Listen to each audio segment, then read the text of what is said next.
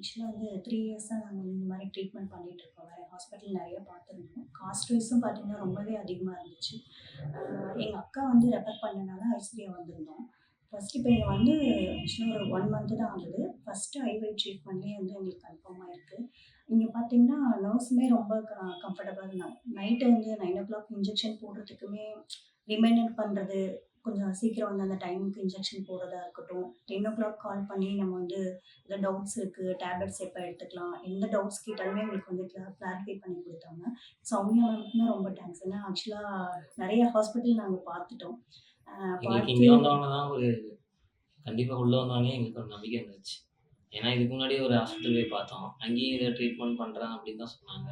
ஆனா எங்கள வந்து அடுத்தடுத்த ட்ரீட்மெண்ட்டுக்கு கொண்டு போற மாரியே தான் இருந்துச்சு. அமௌண்ட் வைஸ் பார்க்கும்போது.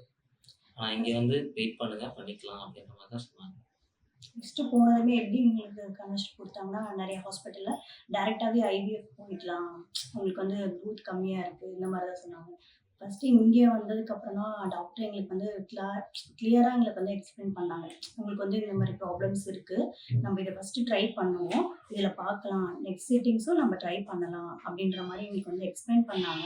அதனால தான் நாங்க வந்து இதுக்கு ஓகே சொன்னோம் ஃபர்ஸ்ட்டு. இல்லாட்டி நெறைய ஹாஸ்பிட்டல்ல எங்களுக்கு வந்து நெக்ஸ்ட் என்னென்ன ட்ரீட்மெண்ட் போலாம். நெக்ஸ்ட்டு டைரக்ட்டா நீங்க ஐவிஎஃப் போய்க்கோங்க.